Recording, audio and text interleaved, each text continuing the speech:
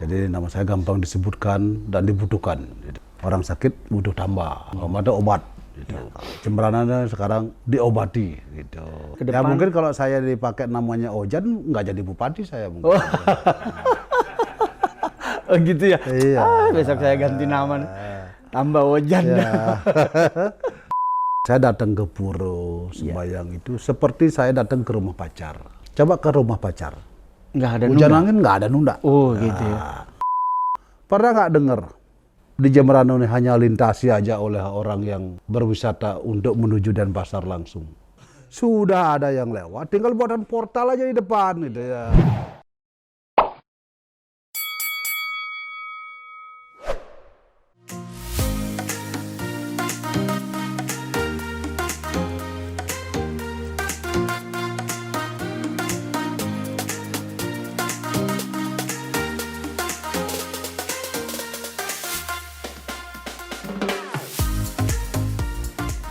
Selamat tahun Tribuners, selamat sore dimanapun Anda berada. Hari ini saya sedang berada di salah satu kabupaten di Provinsi Bali, yaitu Kabupaten Jemberana, tepatnya di Kota Negara. Ya, ini adalah dikenal dengan kabupaten yang dijuluki Bumi Mekepung. Sebentar lagi saya akan langsung ke kantor Bupati dan ngobrol langsung dengan Pak Inengah Tambe untuk membahas apa progres atau apa hal-hal yang menjadi visi misi beliau untuk membuat Kota Negara dan Kabupaten Jemberana menjadi lebih hebat di tangan beliau. Ayo.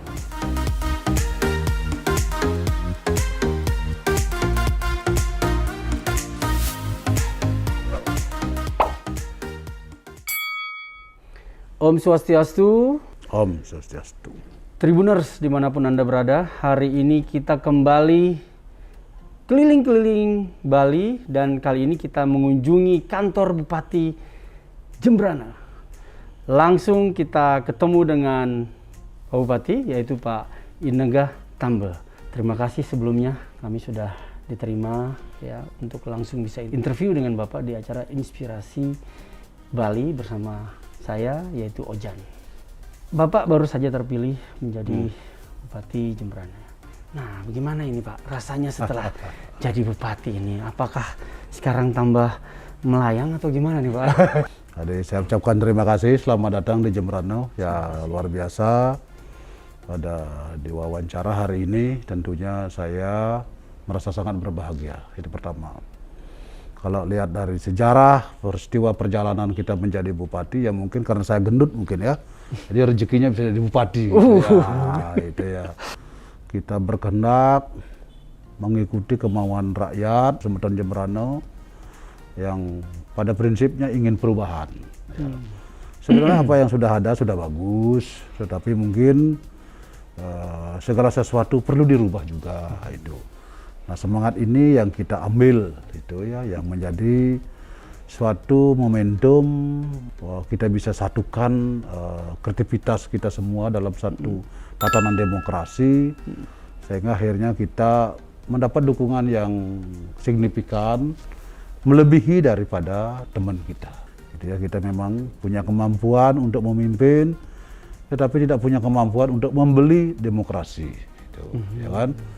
Di hari ini sebagai contoh Semeton Jemberana sangat luar biasa, jadi saya mengapresiasi sekali bahwa di Jemberana demokrasi berjalan dengan baik. Gitu.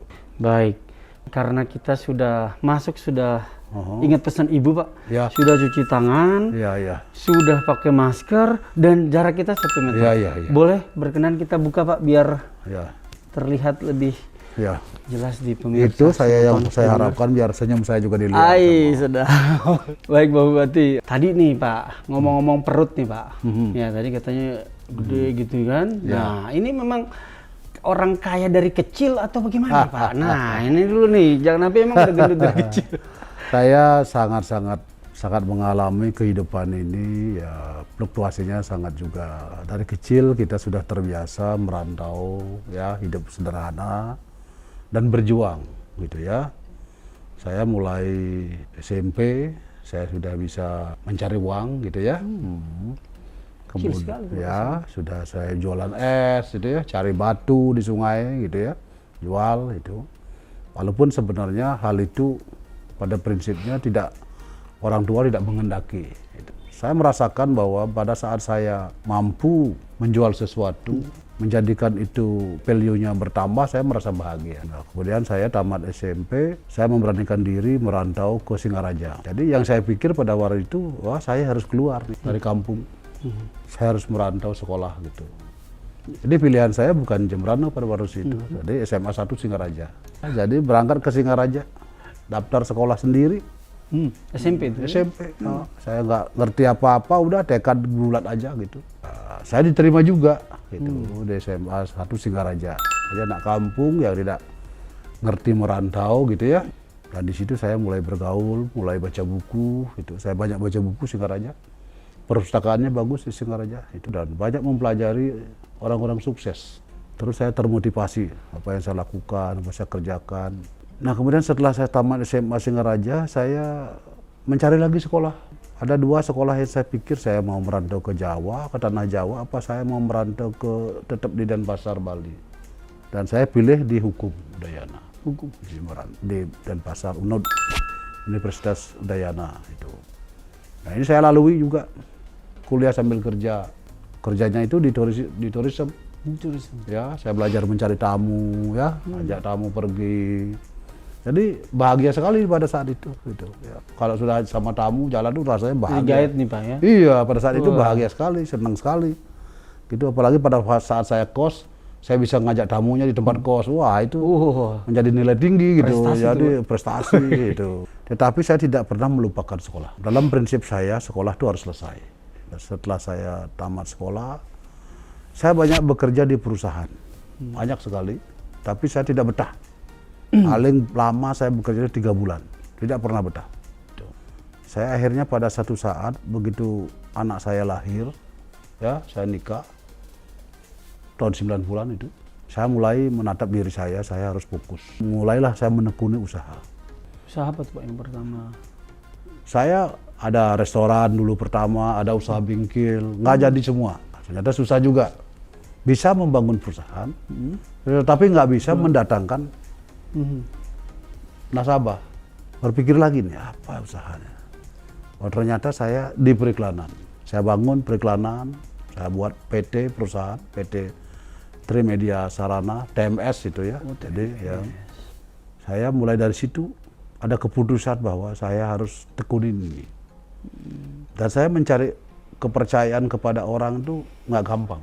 Ya, jadi siang malam kita walaupun hujan angin mau rugi jalan terus. Akhirnya pada mungkin 10 tahun, 15 tahun baru saya sudah benar-benar merasakan bahwa klien itu bisa percaya pada kita, kembali kita. Gitu ya. Dan pada hari ini perusahaan saya karena saya sudah serahkan kepada anak saya, ya tetap berjalan dengan baik.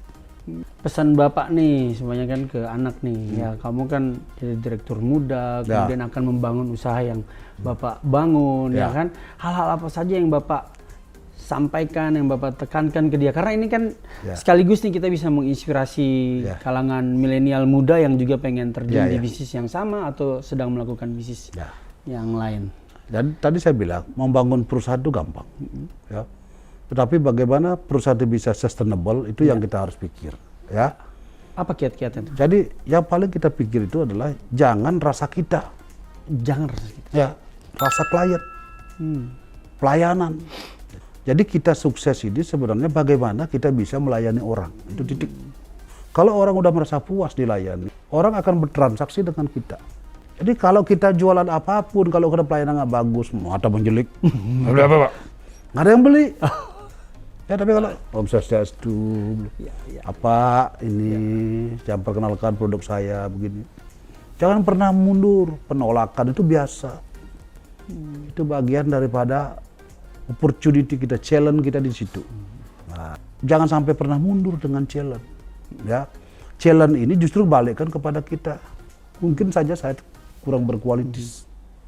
Ya, tantangannya kok banyak begini saya. Apa produk saya tidak bermutu? Apa saya sendiri yang membawa produk ini menyampaikan kepada klien nggak mampu. Gitu. Nah ini harus kita juga pelajari diri sendiri. Kalau Anda di sini berkualitas, dimanapun Anda akan berkualitas. Gitu. Kalau sudah tertanam jiwa itu, pasti jadi orang sukses. Dan memang kebetulan, kalau bisnis media itu seperti Pak sendiri ya, teman-teman sendiri, kita selalu berhubungan dengan levelnya level manager, owner. Jadi kita dapat ilmu juga dari beberapa manajer, dari beberapa owner, gitu ya. Banyak sekali. Kenapa mereka sukses? Itu kita belajar di situ. Apa kunci suksesnya dia? Disiplin sekali. Itu. Saya jasa pelayanan.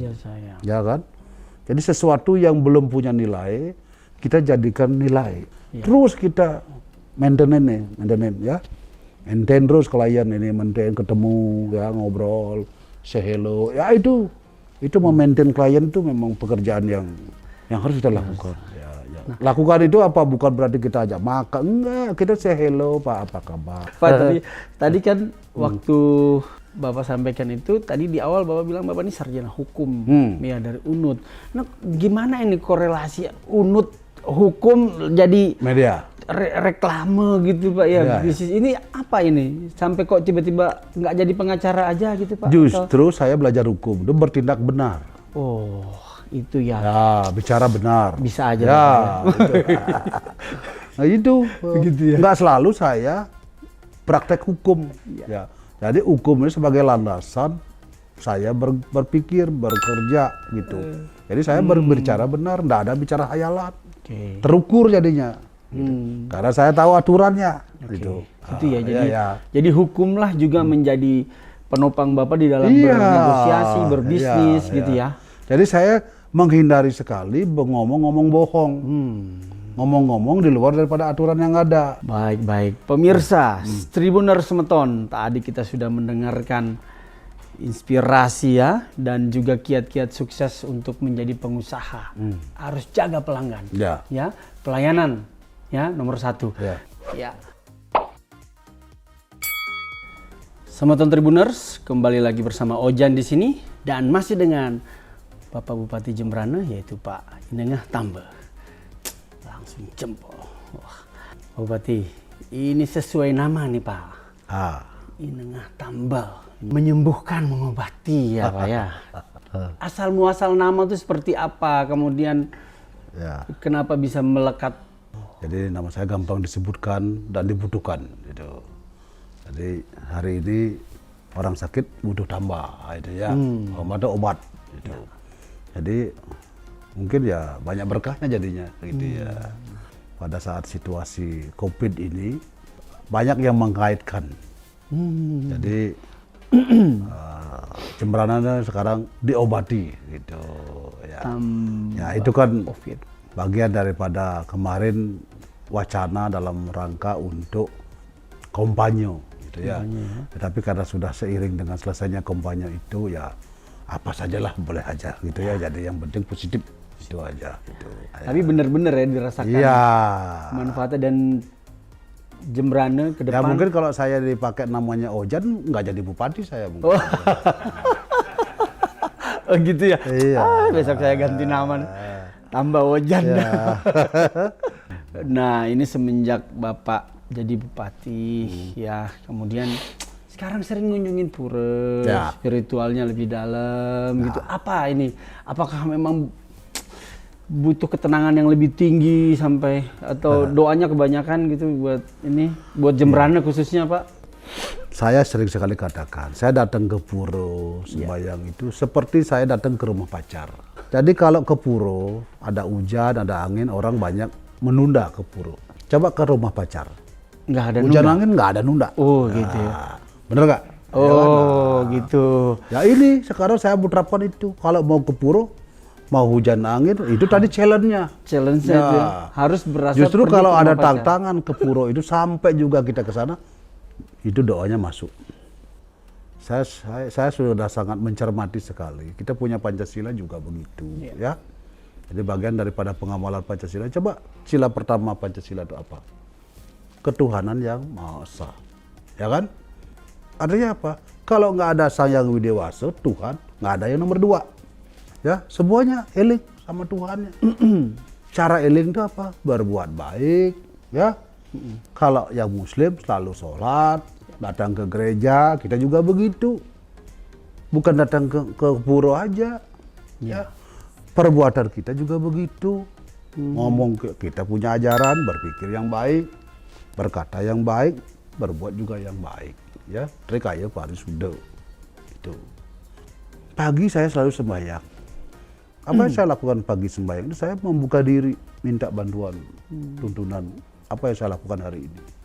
Bantu saya. Jadi sore itu, apa yang saya lakukan sepanjang hari ini, itu seolah-olah sudah keputusan beliau. Seluruh persoalan ini saya ibaratnya, karena ada petunjuknya dari Yang Maha Kuasa gitu ya, dari Ida Sang Hyang Widi, saya merasa saya kembalikan lagi kepada beliau, inilah hari ini yang saya dapatkan begini, mohon bantuan. Ya besok jalan biasa, lancar, biasa. Gitu. Nah, mengenai ini Pak Tambah, mengenai dari tadi ya, kita agak loncat sedikit ke dari pengusaha, tiba-tiba Bapak memutuskan untuk menjadi politisi. Nah ini gimana kok tiba-tiba tertarik untuk loncat ke politisi yang katanya nih Pak, kalau di dunia politik ini kan kejam banget juga Pak ya. Sekarang tergantung manpowernya. Kalau kita cara berpikir di politik kejam. Tetapi kalau politik itu indah. Oh, ini ya kan? tergantung mindset nih Pak. Ya mindset gitu. Okay. Jadi siapa yang mengendalikan politik itu? Oh. Ya kan? Politik kalau dibuat jahat ya. Tapi kalau dibuat baik dia.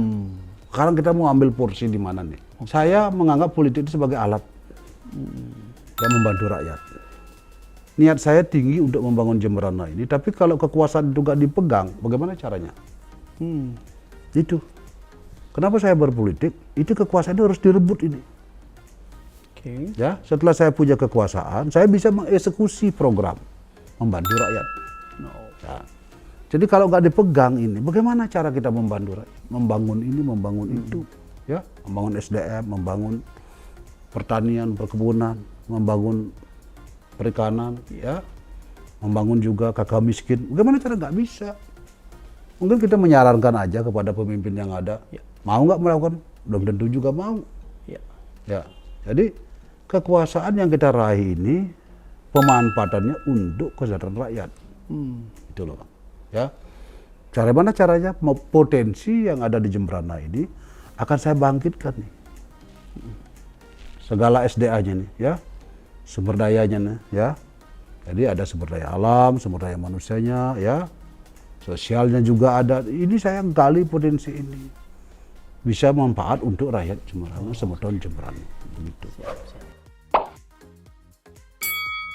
Ya, kembali lagi bersama Ojan di sini dalam Inspirasi Bali, masih bersama Pak Bupati Jemberana.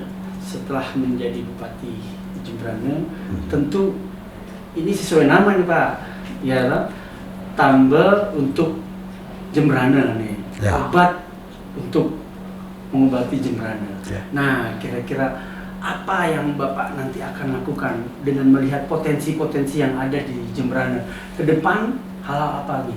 Fokusnya penekanannya kemana Pak? Dalam khususnya berapa 100 hari kerja lah kalau boleh dibilang. Nah, persoalannya sekarang adalah karena si suasana COVID ini, ya, banyak sekali anggaran kita terkoreksi, gitu ya. Tidak semua bisa menjalankan anggaran seperti apa yang kita rencanakan, ya. Karena semua kita terfokus kepada penyelesaian kasus COVID-19 ini. Dan satu sisi juga faktanya anak muda kita sekarang, ya, yang kemarin mereka sudah merasa nyaman, bekerja di sektor-sektor jasa pariwisata, ada di Denpasar, ya. Dan hari ini mereka semua pulang kampung. Tidak ada kerjaan, gitu ya. Nah ini yang saya sangat fokus, sangat concern di sini. Bagaimana caranya yang UKM kita ini jangan sampai ibaratnya ada semut mati di gula. Sastungkara kita sudah punya sarana yang disebut dengan gedung PLUT itu ya. Jadi PLUT itu pelayanan terpadu unit pelayanan terpadu itu ya, itu dari Kementerian Pusat. Di situ kita akan menjadikan hub untuk diskusi, untuk berekspresi, berkreativitas daripada anak-anak muda. Jadi anak muda ini harus bangkit karena dia penerus kita nih. Saya harus persiapkan pemuda Jemberana ini menjadi pemuda yang kuat gitu. Dan kemudian juga ada sektor-sektor lain yang baik di bidang pertanian. Pertanian kita punya, perkebunan kita punya coklat yang bagus, punya vanili yang bagus ya. Saya akan jadikan ini menjadi semacam brand daripada Jemberana. Kalau sekarang mungkin ekspor coklat kita ke luar negeri itu masih dengan nama PT, perusahaan perseroan. Saya ganti dengan Jemberana Ekspor Coklat itu. Jadi satu brand ya, Jemberana. Harus ada Jemberana. Kenapa Jemberana penting sekali? Brand itu mahal, Bang. Ya. Jadi saya akan membranding itu sehingga akhirnya orang di luar, buyer kita itu atau user daripada coklat itu tahu bahwa barang ini datang dari Jemberana, bukan dari PT ini. Gitu loh. Jadi Jemberana sumbernya nih. Termasuk juga di sektor perikanan. Perikanan juga begitu, ya. Banyak persoalan di situ. Tunggu, ya. Mudah-mudahan bisa kita eksekusi itu ke depan. Jadi kita punya pelabuhan pengembangan perikanan yang sangat bagus. Cuma sekarang kita kan kalah di transportasi. Kalau transportasi kita itu sudah menjadi bagus, sektor industri perikanan itu akan menjadi menggeliat dia. Transportasi apa nih Pak? Transportasi darat. Darat kita, Ya. maksudnya dari Pasar ke sini. Ya. Oh, oke. Itu yang saya butuhkan juga gitu ya. Ya, jadi kita di Jemberana ini ada semacam atraksi budaya yang sangat mumpuni. Ya, deposito yang belum kita tarik. Kalau di bank kita kan tarik gini, deposito. Ada mekepung, ya, ada jegong. Mekepung itu adalah pacuan kerbau. Jegong itu adalah semacam alat musik yang dibuat dari bambu-bambu yang sangat besar itu. Hari ini setelah kita lakukan adalah saya akan membuat sirkuit 3 in 1. 3 in 1 di Pengembangan gitu ya. Jadi di situ dengan lintasan 800 meter saya akan ada sirkuit mekepung di situ, pacuan kerbau, ada kudanya ya. Ada lomba layang-layangnya juga di situ. Ada juga balap jukung sampan tradisionalnya juga di situ. Karena ini di pantai, ada juga kuliner, ada juga UMKM di situ. Gitu. Jadi semuanya kan di situ, di tanah 4,5 hektar. Gitu. Ya, mudah-mudahan di tahun 2022 sudah bisa terrealisasi karena anggaran tahun ini kan sudah tidak bisa lagi kan gitu ya. Jadi sudah seperti biasa. Jadi anggaran tahun 2022 kita sudah masuk, bahkan sekarang sepertinya sudah di komplit maju ke Bappenas itu. Nah, untuk mendapatkan itu. Saya juga sudah mengundang Haji Cok Krisna untuk bisa mengelola Civic Center kita di sini, Gedung Bung Karno. Ya mudah-mudahan itu kan, kalau beliau kan punya kreativitas tinggi. Ya, mau jadikan apa ya silakan. Gitu. Nah, banyak hal yang kita lakukan, termasuk Gilimanuk. Di Gilimanuk itu bukan menempatkan Pol PP lagi di situ. Kita akan menempatkan pramu wisata di situ. Ya, itu ya, jadi kita rubah penampilan Gilimanuk. Kita rubahkan juga welcome-nya itu biar cantik, biar manis, biar ganteng gitu. Nggak lagi wajah-wajah yang wajah garang gitu, nggak ada lagi begitu.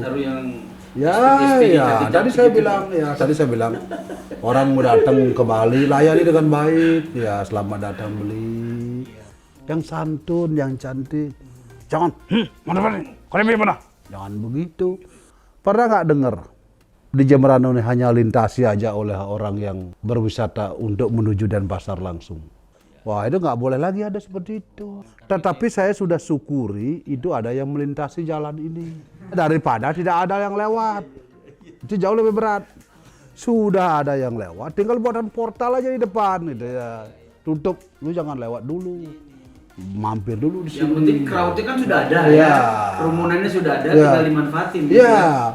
Makan dulu di sini, cobain dulu tidur di sini. Iya, kalau yang nerimanya itu datang silakan kan. Wah, mau. Tapi kalau tadi yang Mana Nggak mau. langsung aja di pasar Pak gitu kan. Kecil caranya cuma itu aja kok. Oh iya. Persiapkan SDM yang baik. Ada 48.000 kendaraan wisatawan yang di akhir tahun biasanya data itu. Nah kalau 48.000 kendaraan itu menuju Denpasar, kalau dia membawa penumpang 3 kali 48 ada 150.000 orang. Kalau umpamanya tinggal di negara 1 hari saja, per satu orang. Satu orang ngeluarin 1 juta aja? Enggak kebanyakan. 200 saja. 200.000 aja. Ya, udah cukup ya udah. Iya. Kalau Mas Ojar kan mungkin 4 juta sehari. Oh saya sih tergantung Pak Bupati aja. Jadi itu kita mau tangkap. Siap. Gimana cara menangkap itu? Ya persiapkan apa? Kesenangan mereka apa? Itu tadi saya bilang. Ini kan wisatawan. Dia wisatawan itu mencari senang. Bukan mencari penyakit, bukan mencari masalah. Dia mau menghibur dirinya. Saya jadi pengen tinggal di sini. Iya, baru segitu udah. Apalagi rumus saya yang lain saya keluarkan. Langsung belanja pasti. Jadi rubah ini. Harus santun, pelayanannya yang baik, tempat wisatanya juga bersih, ya. Asri, cantik, indah dilihat. Udah deh, pasti mereka betah di sini. Bisa saja kita punya konsep seperti itu, kalau nggak didukung oleh dengan teman-teman yang lain, SKPD nggak bisa jalan juga.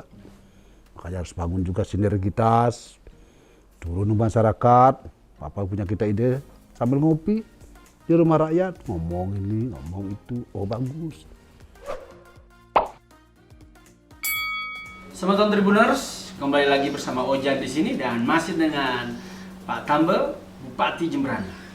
Pak, ini tadi sudah cukup banyak inspirasi yang Bapak sampaikan. Dari mulai bagaimana anak muda harus memimpin bisnis, kemudian berpolitik, ilmu hukum bagaimana harus berpikir benar terhadap sebuah masalah, nggak boleh aneh-aneh karena memang hukum itu panglima untuk kebenaran. Ya. Nah, kemudian juga berpindah ke politik sampai ke program-program Bapak.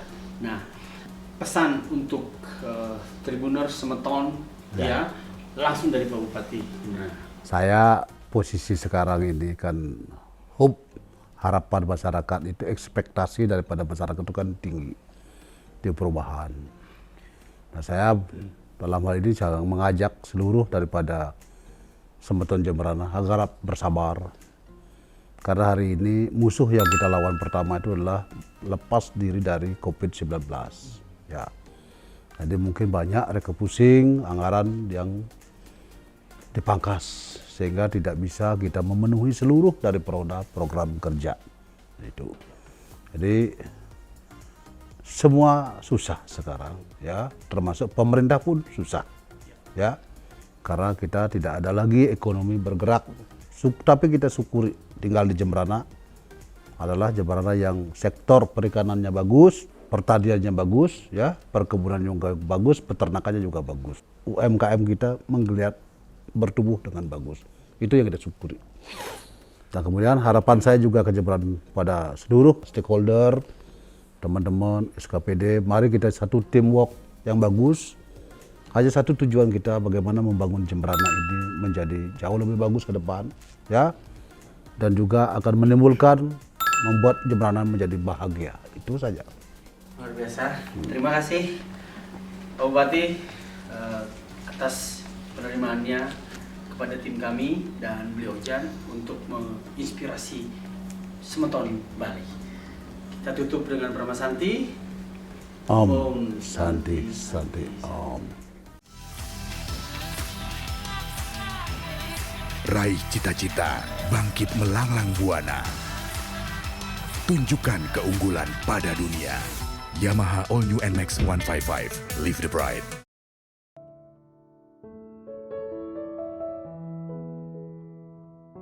Baca berita selengkapnya di Koran Tribun Bali dan baca juga www.tribunbali.com. Jangan lupa follow, like, komen, dan share Facebook, Instagram, dan YouTube Tribun Bali.